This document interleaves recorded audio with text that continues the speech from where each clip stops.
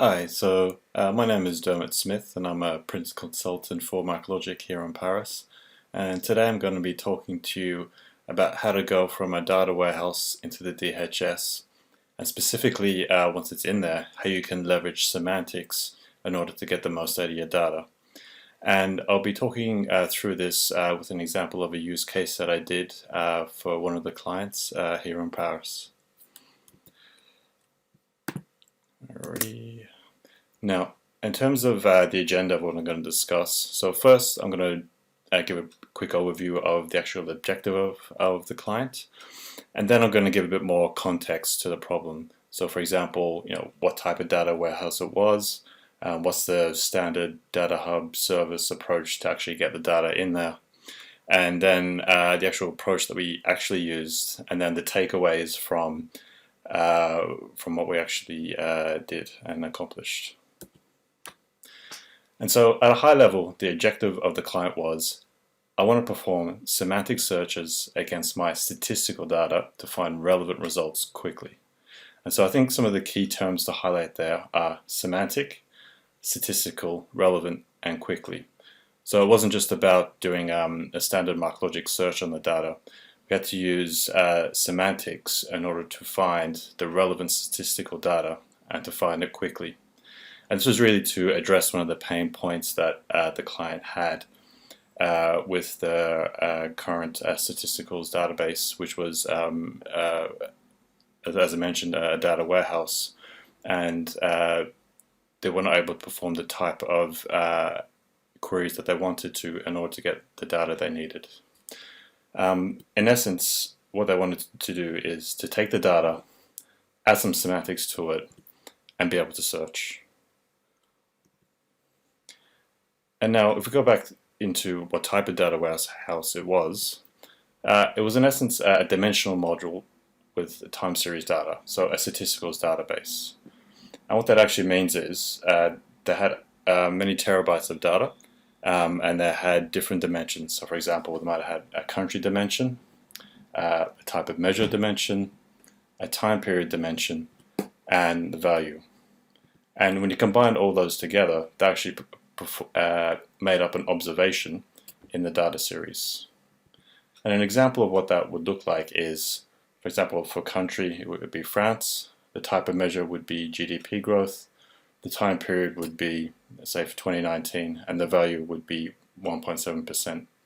That's an example of an observation within a data set in this particular database. And if we examine the actual data a little bit more, we can see that so for certain dimensions, for example, country and type of measure, there's actually a small amount of possible values. So for example, for country, there's a small number of countries. Type of measure would be GDP growth, inflation, that type of thing. And there's also textual data descriptions for the codes. So for example, France would be, the code would be FR, and the textual description would be France. If we look at time period, there was also a limited number of time periods available. So there were typically things like year, quarter, month, etc. However, there was as you can imagine, there was a large amount of possible values in the database.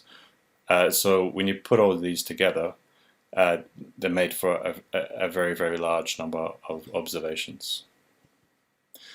But one thing that was nice about this particular project was all the data in this database was exportable in the SCMX format, which is basically an XML format for extracting and exchanging statistical data.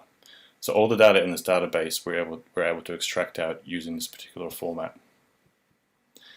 And that gave us some advantages. So for example, if we take the dimensional model that I showed you previously, we can see here that country dimension would correspond to the concept country and value FR. The type of measure would correspond to a concept measure, which had a value of GDP underscore G, so that would be the actual code. Frequency A for annual.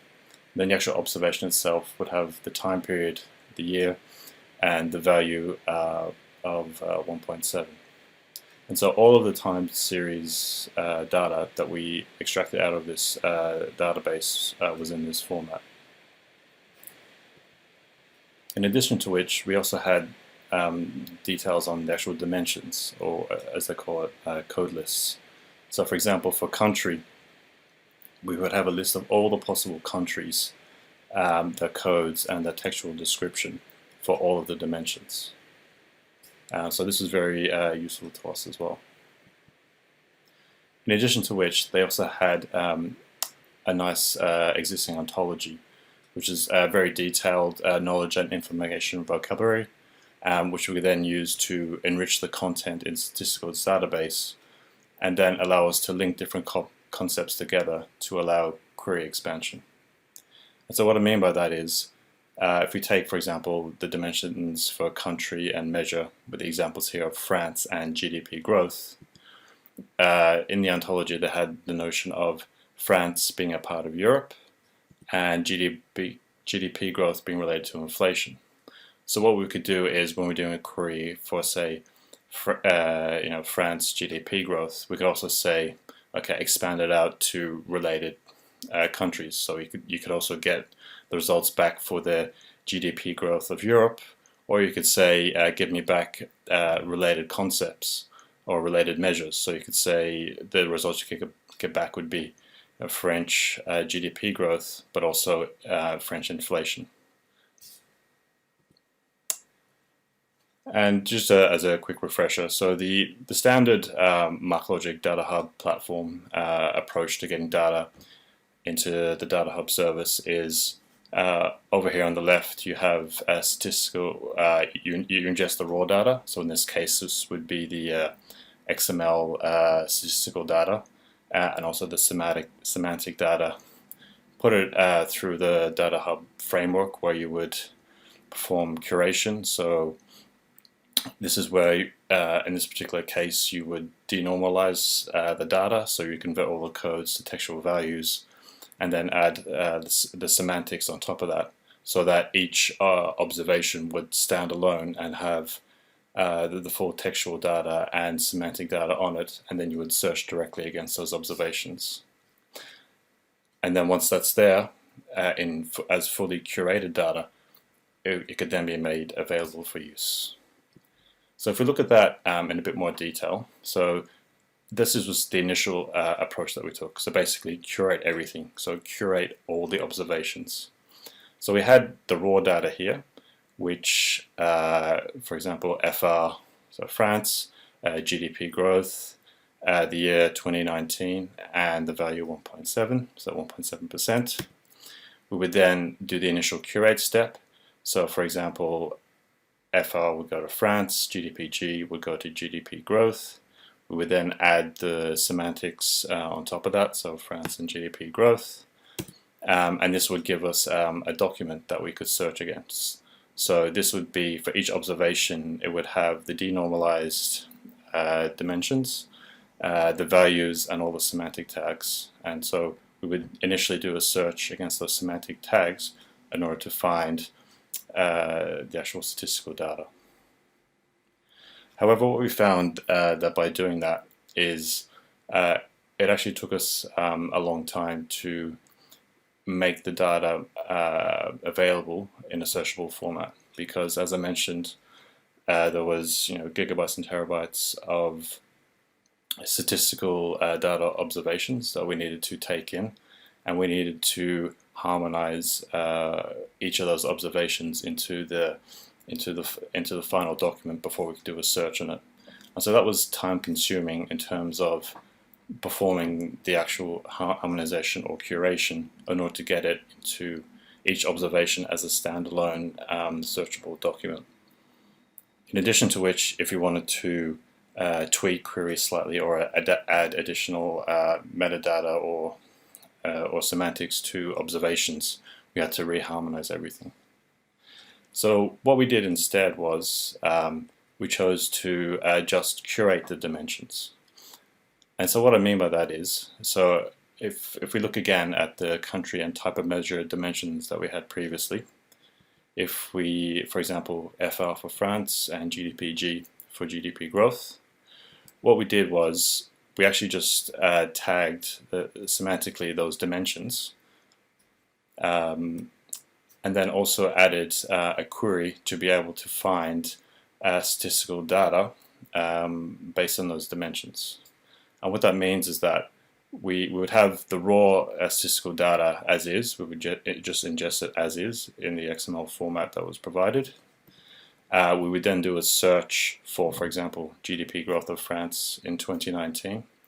And what that would do is it would do a search against the semantic search against the dimensions. So the first thing we would do is we would do what's known as entity extraction, where we would take the concepts out of the search string and convert them to semantics. So in this case, we would take GDP growth, know that that's a semantic triple for GDP growth, similarly for France, and we would combine that. We would find the dimensions, and then we would combine those queries in order to find the raw data. And so I also didn't mention something, which is the search engine that we built also had the notion of understanding when something was a time dimension, for example, a year, and it would just search that, combine that to the query before it went for a search on the statistical data. And so what we did here is, just to recap, pass out the search term GDP growth of France in 2019. We knew that GDP growth was a semantic term and France was a semantic entity. We then executed a semantic search against the dimensions to find the relevant dimensions for that particular query. We then extracted out the saved queries for finding the raw statistical data, combined that with the time-based dimension for 2019 to generate a single optimized query to find the raw statistical data. And the reason why this approach was much more optimized compared to the previous one is that for the raw statistical data, which is by far the largest bit of data in the project, we could just ingest it as is. We didn't need to perform any harmonization or curation on it whatsoever. And where we did perform the harmonization and curation, it was just on the dimension data, so which was a much smaller subset of the data, and we knew all the values up front. And so this enabled us to very quickly ingest the data into the Data Hub service and get it in a form that was queryable much faster. And in addition to that, it allowed us to optimize and change the metadata queries that we're doing on the dimensions much faster, because in order to harmonize and curate those dimensions, as they are much smaller than the raw statistical data, the turnaround time was much quicker as well. So just to kind of recap this approach in a bit more detail, what we did was we took the search string GDP growth of France in 2019, used the MarkLogic entity enrichment to figure out that the semantic entities France and GDP growth were in this string. And we then performed a CTS query using these triples that we had extracted out. Performed a CTS search to find the relevant dimensions, in this case FR and GDPG. We then extracted out the CTS queries that we had stored with those dimensions, and then performed a CTS search to find the statistical data. And so this three-step process to find the statistical data was we found it to be much faster, both in terms of getting the data into a state where it could be searched, and also the actual searching itself, because the queries that we were generating from the dimensions to find statistical data were highly optimized, and were highly optimized for finding the most appropriate statistical data.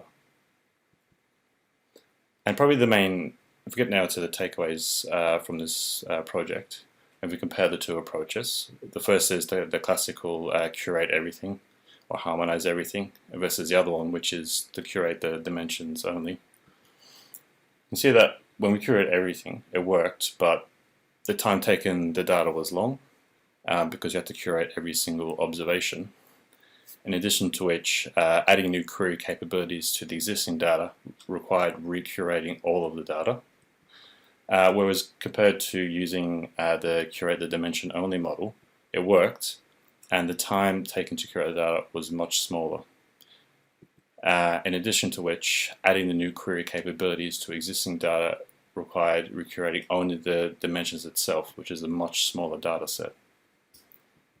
And the curate everything approach, it was fast, but we found that the curate dimensions only approach was faster in terms of the actual search that was performed. And most importantly, we could use the raw statistical data as is. So we could just take that raw statistical data, put it straight into MarkLogic, and there was no need to manipulate the data any further than that. And so that was very important as it allowed the data to be extracted out of the data warehouse and imported into the Data Hub service much faster. And I hope you found that talk interesting. And yeah, thanks for listening.